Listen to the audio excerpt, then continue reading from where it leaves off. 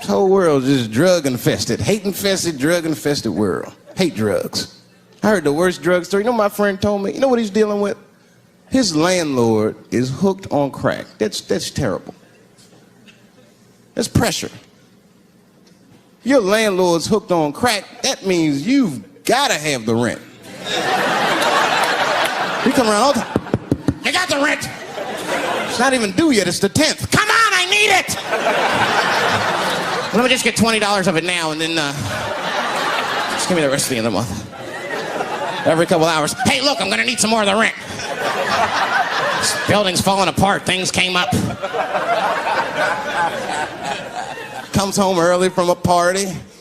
Landlord's in the crib going through his shit. What are you doing in my house? Ah! Where's the sink? I came to fix it. It's in the kitchen. I thought it was in the drawer. I'll fix it tomorrow when I come for the rent.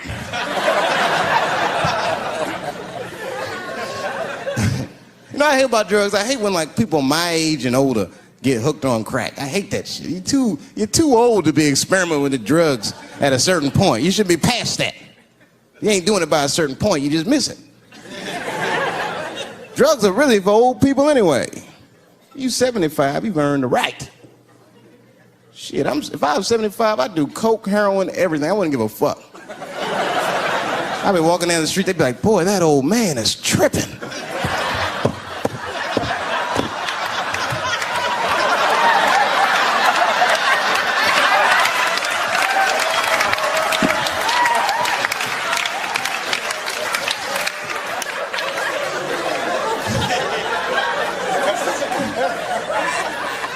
Can't do everything. Maybe weed. If you're gonna do something, do a little weed. Smoke weed. Weed's not as bad as everything else. Weed is a background substance. You know what I mean? You can smoke some herb and still function. And you ain't crisp, but you'll function. Nothing higher than weed, though. I made that mistake one time. I was at a party, some guy gave me some shit. He's like, here, man, take this. It's fucking mushrooms. I took it, I forgot all about it, you know. Then a couple days later, I found that shit in my pocket. I'm thinking, why not?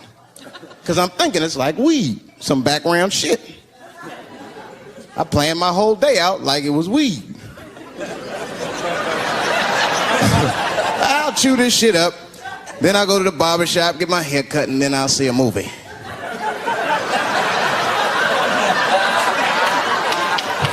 I chewed it up. So far, so good. Then I was in a barber shop like an hour later. And it's funny because I was just thinking to myself, I was like, ooh, this stuff sucks. Tastes like athlete's foot. I feel sick, but I'm not really high. Then I looked in the mirror. I saw the barber's reflection, man. It looked like a big penis was cutting my hair. I freaked out. I started talking to myself, Dave, calm down. You're on drugs. This is what drugs do. Okay, you know that there is no way that a penis can cut hair. But I started freaking out, man. I just couldn't take it anymore. I jumped out the chair, half my hair was cut, I didn't care. I didn't, I just gave a barber a handful of money. It was weird, the balls opened up. Anyway, I ran home, man. I ran home as fast as I could. It's tripping. I looked at the clock, it was 2:42. I was like, damn, 2:42. I gotta sober up. Yo. I had never been this high this early.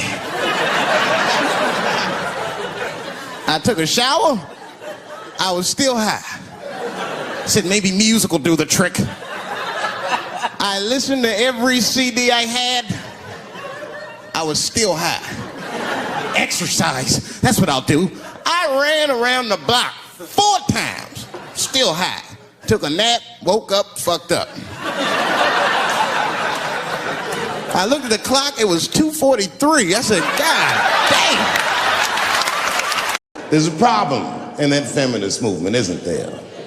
From its inception in America, there's always been a racial component. When Susan B. Anthony was having that meeting and Sojourner Truth's black ass showed up, read your history books. All them white women asked Sojourner Truth not to speak.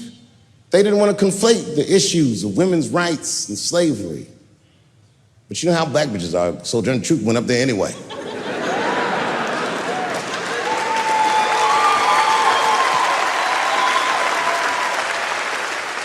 She did a famous speech. She said, "Ain't I a woman? Ain't I a woman?" That's right. And listen.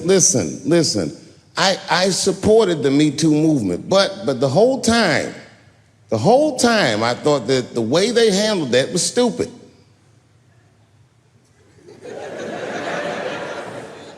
It was white. It was like, they were doing shit like going to the Golden Globes, and all of them would be like, let's all go to the Golden Globes and wear black dresses to give these men a piece of our minds. Bitch, that is not gonna work. You think Martin Luther King's gonna be like, I want everybody to keep riding the bus, but wear matching outfits? You gotta get off the bus and walk. It's real talk. Real talk, that was a silly movement. I want everybody to wear crocheted pussy hats so they know we're serious. What the fuck was y'all doing? And then I said something about it in one of my specials, and all these women actresses came after me. I said, man, fuck y'all too, you canceled. I ain't jerking off to none of your pictures again.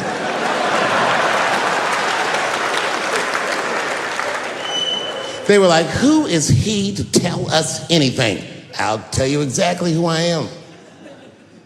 I'm the one that got off the bus and left $50 million on the bus and walked.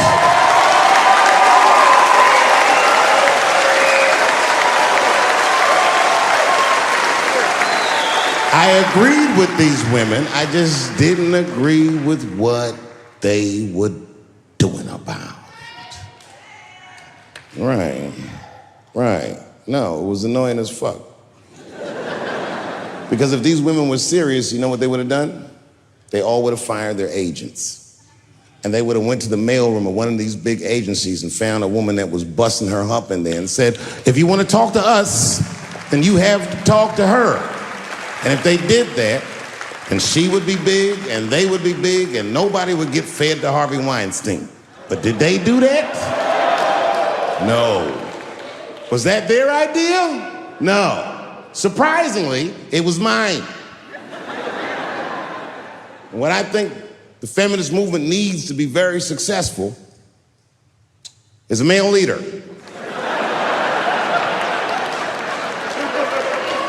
I'll do it. I will. I will lead you women to the promised land. I will make sure you get equal pay for equal work. I will make sure that nobody harasses you or fucks with you on the job. I will protect all of your interests. And all that I ask for in return was that you suck my dick. And now we're right back to square one, aren't we?